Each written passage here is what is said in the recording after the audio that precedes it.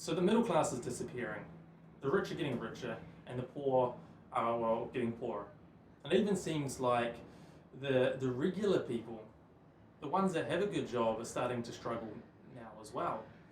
Maybe you can relate to that, having a reasonable income and being educated and working really hard, but still just seem to be struggling to get ahead in life, or even at times maybe seeming like you're going backwards. Well, in this video, I'm going to show you a resource. It's an amazing gift that I've come across just recently that I think will really empower people to make a difference in their own lives. So with this big disparity in income that's happening, I think there's a whole range of different reasons why that could be, politically and economically speaking. Probably a discussion for another time. But I think, and I'm a strong believer, that part of the reason is that the world's changed dramatically over the last few decades, right? And people are still grasping at maybe a traditional approach to earning money and employment.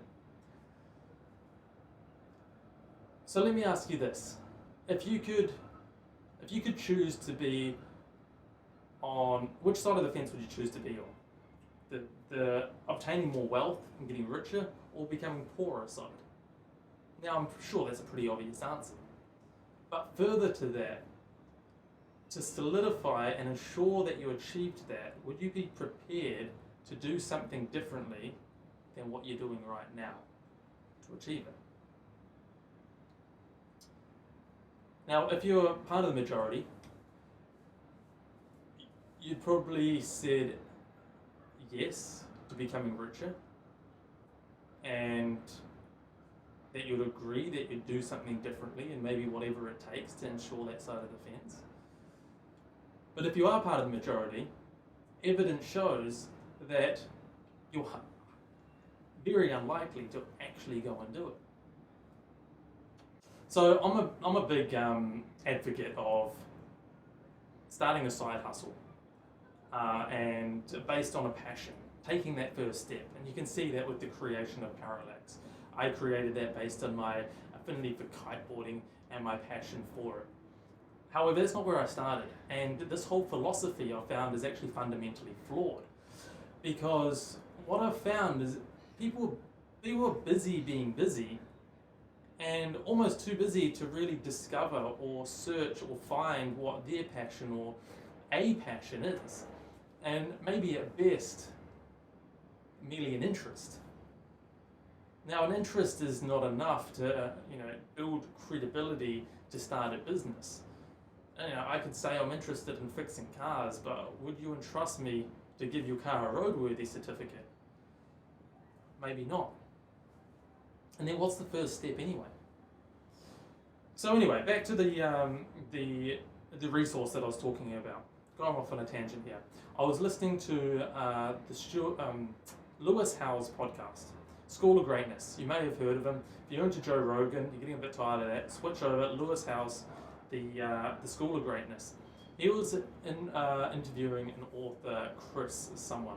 I don't think I even listened to his last name, but he was the author of The Money Tree. The Money Tree, it's an incredible book. I'll put the link in below so you've got easy access to it. It's only just recently been released, and I think it's a very incredible and empowering book, because it offers choice and possibility above and beyond what we currently have right now in terms of just working relationships, corporate or standard jobs.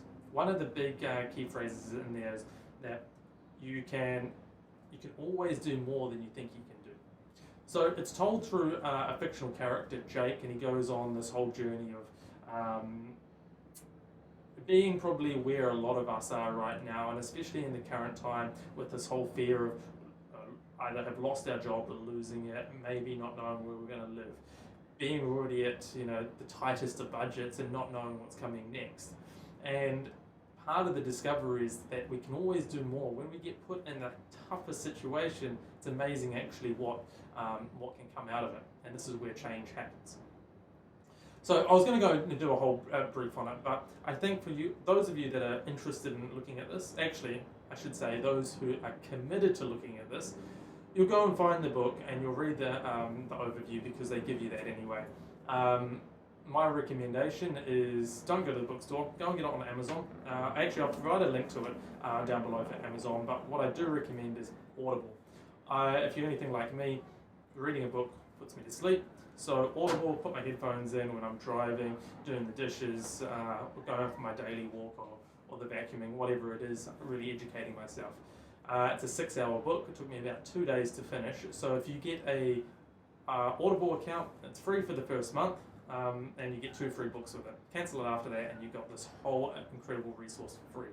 Now, it is a fictional story and it has so many, it's got well, I don't know about every, but it's got so many great takeaways and bits of advice, things that I've personally gone through, things that I'm expecting to go through with running my own business. But the key steps are to just go and get started, and it will show you and it tells you in a very clever way where those start points are and the learnings that you need to overcome to be the person that you need to be to succeed.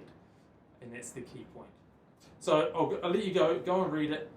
Please do something for yourself.